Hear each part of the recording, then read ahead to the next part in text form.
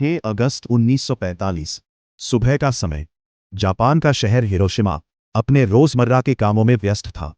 किसी को नहीं पता था कि कुछ ही मिनटों में इतिहास की सबसे भयानक घटना होने वाली है। एक ऐसा हथियार जिसने एक ही पल में पूरे शहर को राख बना दिया। आज हम जानेंगे कि आखिर हिरोशिमा और नागासाकी पर परमाणु बम कैसे गिराया गया था। उस समय दुनिया में वर्ल्ड वॉर 2 चल रहा था। एक तरफ यूनाइटेड स्टेट्स, यूनाइटेड किंगडम और उनके सहयोगी थे। दूसरी तरफ जर्मनी, इटली और जापान थे। 1945 तक जर्मनी हार चुका था, लेकिन जापान अभी भी युद्ध लड़ रहा था। जापान के लगातार हमलों से अमेरिका परेशान हो चुका था। तभी अमेरिका ने एक खतरनाक फैसला लिया, एक ऐसा हथियार इस्तेमाल करने का जिसे दुनिया ने पहले कभी नहीं देखा था। अमेरिका ने एक गुप्त योजना शुरू की जिसका नाम था मैनहट्टन प्रोजेक्ट। इस प्रोजेक्ट में हजारों वैज्ञानिक काम कर रहे थे। इसका नेतृत्व कर रहे थे प्रसिद्ध वैज्ञानिक जे रॉबर्ट ओपेनहाइमर। इस प्रोजेक्ट का लक्ष्य था दुनिया का पहला परमाणु बम बनाना।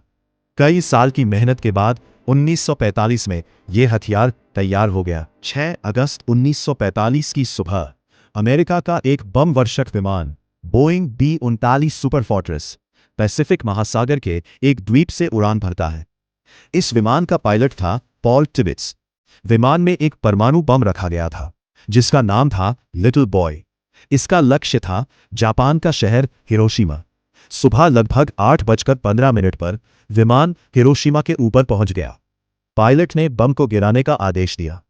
कुछ ही सेकंड बाद लिटिल बॉय बम शहर के ऊपर हवा में फट गया और फिर एक भयानक चमक, एक तेज धमाका और हजारों डिग्री तापमान की आग। पूरा शहर एक पल में जल उठा। विस्फोट के तुरंत बाद हजारों इमारतें नष्ट हो गईं। लोग तुरंत जल गए। कई लोग रेडिएशन से बीमार हो गए।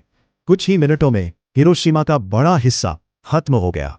लगभग 70,000 से ज्यादा लोग तुरंत मारे गए और बाद में हजारों लोग रेडिएशन की वजह से मरते गए। लेकिन कहानी यहीं खत्म नहीं हुई। 3 दिन बाद 9 अगस्त 1945 को अमेरिका ने दूसरा परमाणु बम गिराया। इस बार लक्ष्य था जापान का शहर नागासाकी। यह बम गिराया गया विमान बोइंग B-29 सुपर फोर्ट्रेस से और बम का नाम था फैट मैन। कुछ ही सेकंड में नागासाकी में भी भयानक तबाही मच गई। 2 परमाणु हमलों के बाद जापान पूरी तरह टूट चुका था। 15 अगस्त 1945 को जापान ने आत्मसमर्पण कर दिया और इसके साथ ही वर्ल्ड वॉर 2 समाप्त हो गया।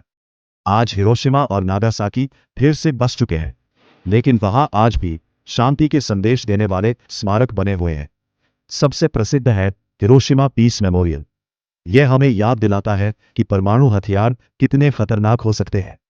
हिरोशिमा और नागासाकी की यह घटना हमें एक सबक देती है कि युद्ध कभी भी किसी समस्या का स्थायी समाधान नहीं होगा। अगर वीडियो पसंद आया हो तो वीडियो को लाइक करें, हमारे चैनल को सब्सक्राइब करें और ज्यादा से ज्यादा दोस्तों को शेयर करें।